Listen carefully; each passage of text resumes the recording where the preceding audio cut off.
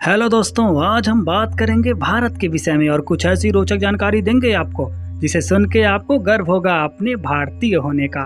दक्षिण एशिया में स्थित भारतीय उपमहाद्वीप का सबसे बड़ा देश भारत भौगोलिक दृष्टि से विश्व का 7वां सबसे बड़ा देश, जबकि जनसंख्या के दृष्टिकोण से चीन के बाद दूसरा सबसे बड़ा देश है। भारत का नाम सुनते ही हमारे दिमाग में जो सबसे पहला ख्याल आता है वो है शांति, शिक्षा और संस्कार का।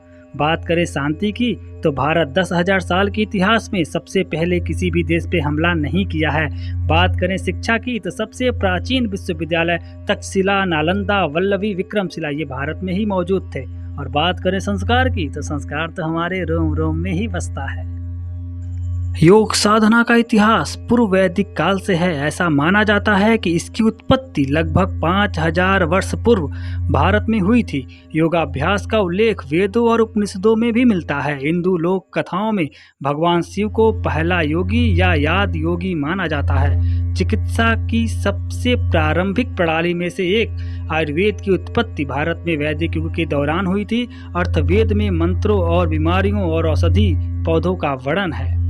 भारत सबसे बड़े लोकतंत्र वाला देश, जहां जनता ही शासन के लिए शासक का चयन करती है। दुनिया में अंग्रेजी बोलने के मामले में भारत दूसरा सबसे बड़ा देश है। और एक बात जान के आपको हैरानी होगी कि शैम्पू का आविष्कार भारत में ही हुआ था और शतरंज का आविष्कार भी भारत में ही हुआ था। 1600 से अधिक भाषाएं बोली जाती हैं और दुनिया का सबसे बड़ा मेला कुंभ का मेला भारत में ही लगता है। सबसे ज्यादा वेज खाने वाला देश भारत है। सबसे ज्यादा पोस्ट ऑफिस भारत में ही है। सबसे ज्यादा आम का उत्पादन भारत ही करता है। भारत दूध, दाल, जूट का दुनिया का सबसे बड़ा उत्पादक देश है।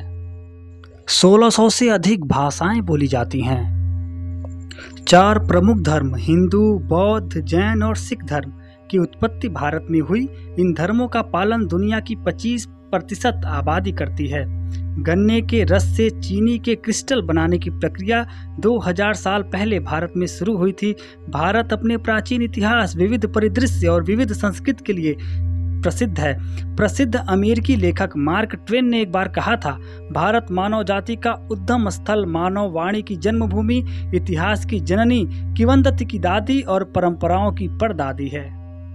ऐसे ही और इंटरेस्टिंग वीडियो देखने के लिए आप मेरे चैनल को सब्सक्राइब करें और अपना प्यार देते रहें। तब तक के लिए जय हिंद।